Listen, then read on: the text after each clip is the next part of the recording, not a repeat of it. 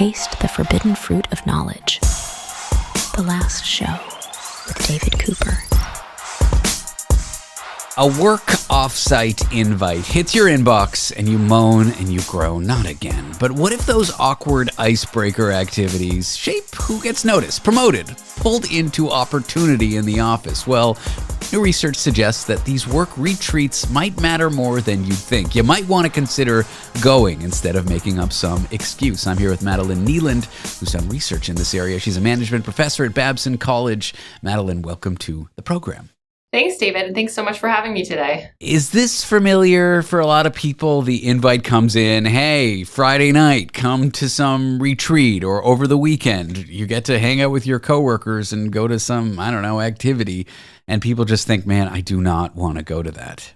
I think that is all too common of a feeling that people have. I do think there are some people who look forward to those. I think there are people who derive energy from it, like, meeting new people. But I don't think that that is the common reaction to an offsite invite. I think a lot of people truthfully feel some dread about it, and maybe know they should go, but aren't necessarily excited for it. What are some of the reasons people immediately don't want to go to these things? Is it just like, I don't want to spend my free time, I don't want to socialize with my work peers? What are some of the things that come up?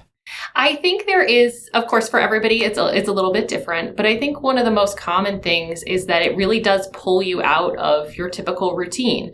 And that's your work routine. It's taking you away from your productivity on what you are trying to get done for that week or that month. But it also might take you out of your non-work routine. So it might take you away from home for a couple days, take you away from a family. And that can be disruptive. And so that choice of whether I should go or not, really weighs on people. And that disruption may not actually be a bad thing. That pulling one out of their work routine, maybe even their private life routine with their coworkers, might not be a terrible thing. There might be a good reason why these retreats happen, not just corporations trying to torture us. So when did you first suspect that these might actually be an important thing for people in the workforce?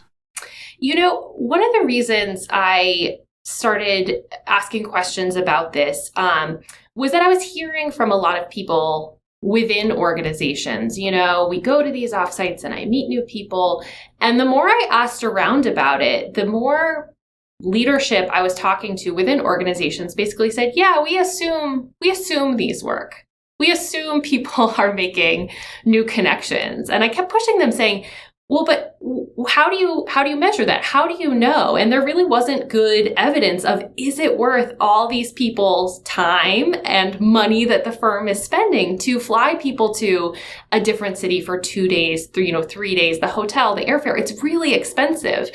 And there was no real good empirical evidence. And so we decided to, with my co-author, Adam Kleinbaum, think about, can we actually measure the impact of attending an offsite for these people in terms of their organizational network? Can we measure the impact? I think that's the open question, and that's what I want to drill into.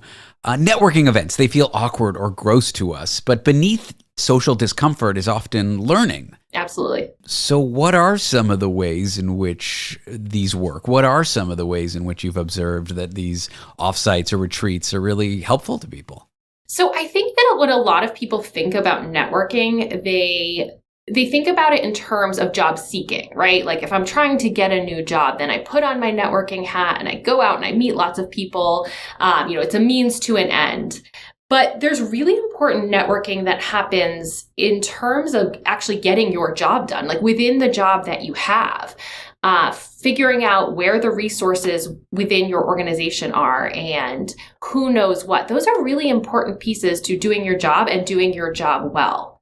And so when you attend an offsite and you're exposed to people who you don't typically see and you are outside of your typical routine, you have an opportunity to talk to people and learn about what is it that they work on, what is their expertise, what are they good at, and also who they are as people. And that is equally as important, is understanding what it would be like to work with this person. Do I get along with them? And those types of conversations might not even be work related.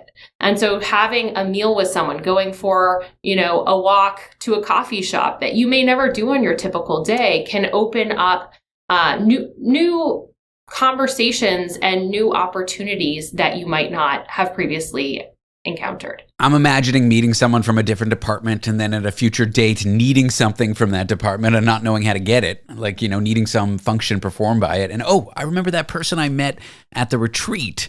And you can actually measure that. You can map who collaborates in an office before a retreat and after. Is that something you did? And if so, what did you observe?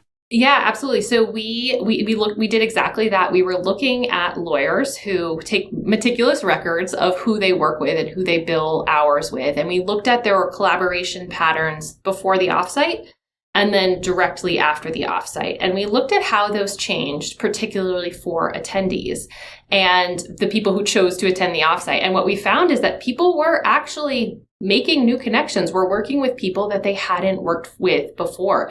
And that was particularly true for people outside their department, as you just said, outside of their practice group in this law firm. And they were starting these new formal collaborations. So I'm not just saying like, I met David and we had a coffee. These are real billable hours that they are billing to clients. So this represents work that is getting done in the firm, relationships that did not exist prior to that offsite. One finding from your research that I love, I can still be a curmudgeon and not go to an offsite knowing that there could be a great benefit, because you saw people who skipped out on them still collaborated more afterward. The positive effects of these retreats really were within the whole organization, regardless of who attended or not. So is that good news for me? I get to skip them still? Partially. So there is some good news in that we did see that after the offsite, there was this overall boost in collaboration. That was people were starting new collaborations, even if they didn't attend the offsite. So in that way, yes, that's good for you. You get to start new collaborations, even if you didn't attend. But what was less likely to happen for you if you didn't attend was that people were less likely to find you. And so there's some asymmetry there in terms of your network. What you were describing earlier of, the person who I might need for that functional expertise in a different department, that's kind of you seeking something out. But when you go to an offsite and you have those conversations about, the type of work that you enjoy, or maybe your hobbies, that might make it easier for people to find you for your expertise. And that was the particular benefit that we saw for people who attended an offsite. Fine, I'll go as long as it's not an escape room, although that's a conversation for someone else. I'm not a fan. What about for remote or hybrid workers, people who don't go into an office very often? Is it particularly useful for them to go on a workplace retreat? So we didn't specifically look at that. We were looking at mostly people who were going into the office, but the firm that we studied was geographically dispersed. So these were people from different cities who outside of this office would not have just run into each other in the hallway. And so in thinking about how do you create connections, whether people are, on opposite coasts or just down the hallway, or maybe being in the office different days, offsites are one way that you can kind of spark those new connections and new relationships. I keep representing myself as someone curmudgeonly who doesn't want to go to offsites, but the fact is you've convinced me. For someone else who's listening, who's still thinking like, oh man, I do not want to go to my next offsite with work, what would you say to them? I would say that you take some of the pressure off yourself and realize that a lot of people probably don't want to be there.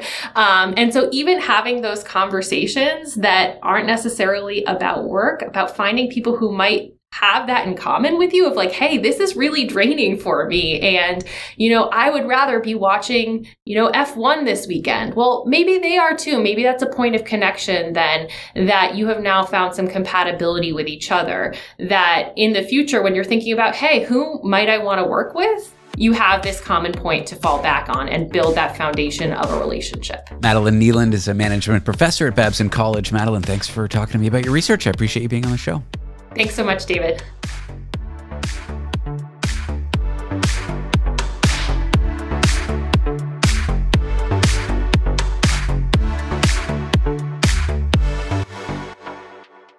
my name is Jordan, and I'd like to invite you to join me on The Canadian Gothic, a podcast covering stories of Canadian crime, mystery, and the offbeat.